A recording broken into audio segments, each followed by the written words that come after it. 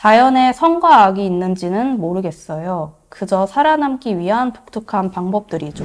라는 되게 일찍 끝났어.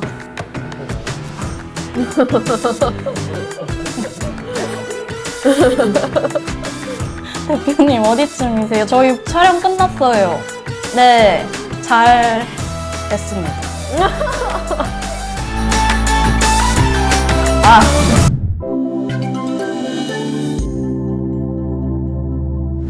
간 나온 따끈한 책을 소개해드립니다. 안녕하세요. 교유당 김선진. 베이주입니다.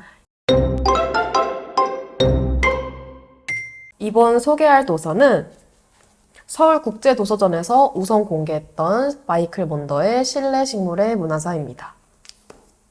도서전 때도 반응이 굉장히 핫했던 책인데요. 보시는 바와 같이 표지가 되게 화려하잖아요. 다들 과학책이라고 생각하지만 실은 역사서죠. 네, 맞아요. 이 책은 고대에서부터 현대까지 실내 식물이 어떻게 길러져 왔고 변화했는지를 다룬 역사서인데요.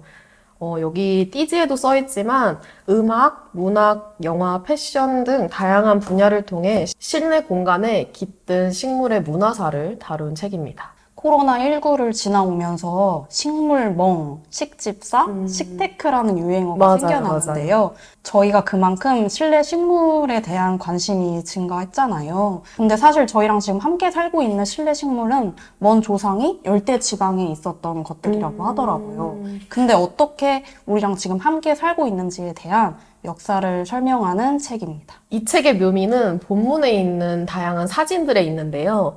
다양하고 다채로운 식물들의 사진과 그림이 많이 있어서 눈을 밝혀주는 책입니다. 맞죠?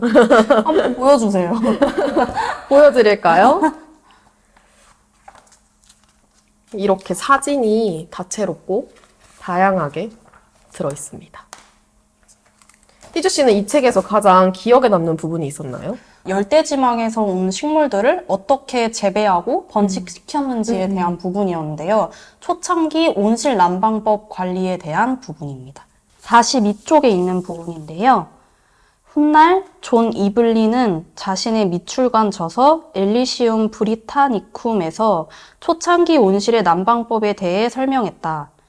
커다란 팬에 담긴 석탄에 꼼꼼히 불을 붙이고 다음으로 그것을 손수레에 옮겨 담고 두 사람이 온실 구석구석 그 손수레를 조심스럽게 끌고 다닌다. 혹독한 겨울이 끝날 무렵 식물의 상태와 원예가들의 폐 상태가 얼마나 끔찍했을지 상상하는 건 어렵지 않다. 사실 재배 방식에 대한 그런 뭔가의 방법은 없이 이렇게 들어오게 된 거니까 겨울에 이 식물을 관리하려고 얼마나 애를 썼겠어요. 그 손수레에 석탄을 싣고 이렇게. 이렇게 돌아다니는 거죠.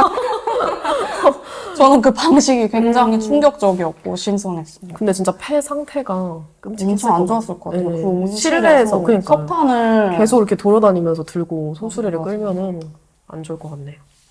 제가 좋아하는 부분은 실내 식물은 인간과 공존한다 라는 점을 알려주는 부분인데요. 페이지 100쪽입니다. 실내 식물은 가정의 수동적인 부속품처럼 보일지도 모른다. 하지만 사실 우리와는 물론 우리 생활 공간의 생태와 상호작용하는 생명체이다. 현재 세계 인구의 절반 이상이 도시에 거주하고 있고 2050년이면 인구의 거의 70%가 도시에 거주할 것으로 전망된다. 도시는 계속 확장 중인 거대 서식지이다. 예컨대 맨해튼의 표면적은 59제곱킬로미터인 반면 맨해튼의 실내 바이옴은 172제곱킬로미터에 달한다. 이것이 바로 우리가 사는 공간이며 우리가 일하고 휴식하는 공간, 우리의 실내 식물을 키우는 공간이다. 희주 씨도 알겠지만 저는 실내 식물을 키웠지만 끝까지 함께하지 못했던 경험이 있는데요. 저는 식물을 키우는 능력은 거의 제로에 가까운데 항상 키워보고 싶다는 생각은 하고 있거든요. 근데 이 부분을 읽으니까 저도 언젠가는 식물과 공존할 수 있지 않을까라는 할 수 생각을 있어요. 했습니다.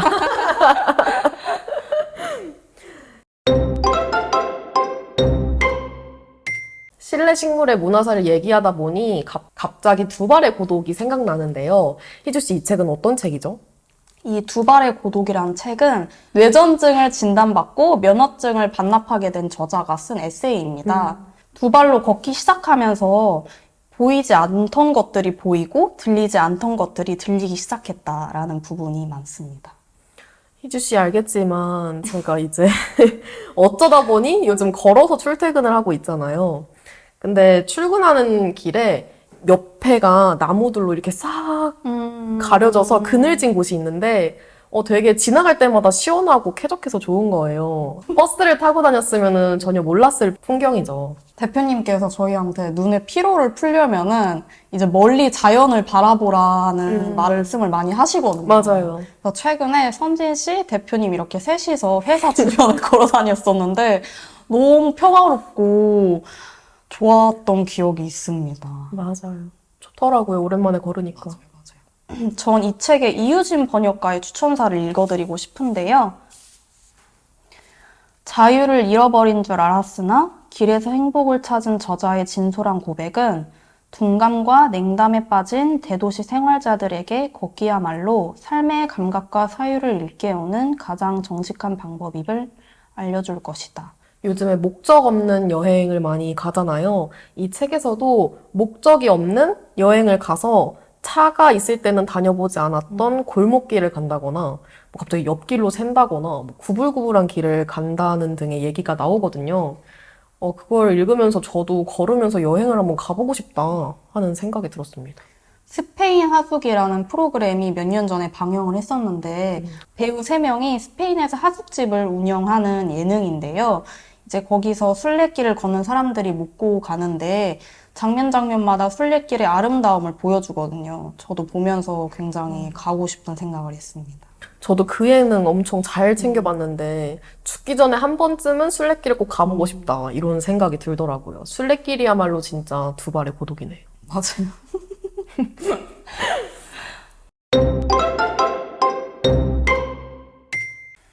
저는 실내식물의 문화사에서 멸종위기종의 국제거래에 관한 협약에 대한 부분을 읽으면서 생각난 책이 있는데요.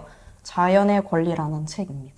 이 책은 자연의 권리 확보를 위해서 세계에서 어떤 노력을 했는지를 소개하는 책인데요.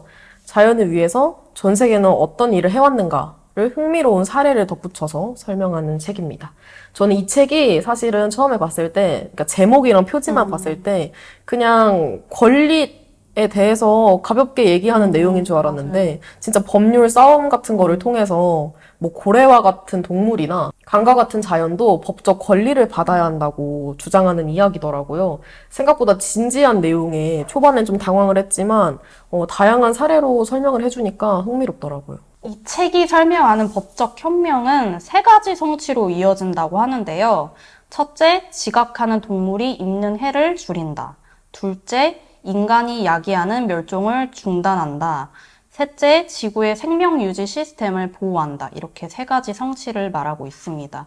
이 목적을 달성하기 위해서는 우리가 시급히 새로운 종의 권리와 책임을 확립해야 한다고 말을 하고 있는데요. 독일 헌법에는 동물권이 있고 에콰도르 헌법에는 자연권이 있다고 해요. 근데 동물하고 자연은 스스로 권리를 주장하지 못하니까 법적으로 권리를 인정받을 수 없었다고 하죠. 우리나라에서도 아직 동물권은 인정하지 않고 있으니까요. 저희가 앞서 자연과 관련된 3종의 책을 소개해 드렸는데요. 이 책들과 함께하면 좋을 영화가 뭘까 생각을 하다가 딱 떠오른 영화가 있습니다. 2022년에 개봉한 가재가 노래하는 곳이라는 영화인데요. 이 영화에는 습지에서 살고 있는 습지소녀라는 별명을 가진 카야라는 주인공이 나옵니다. 이 카야가 도시로 나아가지 않고 습지에서 살면서 자연에서 배운 것들로 책을 집필하기까지도 하는데요. 이 영화 속의 대사 중에서 자연에 선과 악이 있는지는 모르겠어요. 그저 살아남기 위한 독특한 방법들이죠. 라는 대사가 있는데요. 이 대사 덕분에 이 영화가 생각났던 것 같습니다. 이 영화는 소설이 원작이라고 알고 있는데 소설도 평이 되게 좋더라고요. 네, 맞아요. 소설에서는 자연에 대한 묘사가 굉장히 좋다고 하더라고요. 근데 이 영화는 영상미가 너무너무 좋고 굉장히 결말이 제 취향이었기 때문에 선진 씨가 꼭 봐줬으면 좋겠습니다. 이번 주말에 또 볼 게 생겼네요. 매주 하나씩 생기는. 오늘은 자연이라는 키워드로 이야기를 나눠봤는데요. 재밌게 보셨을지 모르겠네요. 이 영상에 좋아요와 댓글 남겨주신 세 분께 오늘 소개한 책 3종을 무작위로 한 부 보내드리도록 하겠습니다.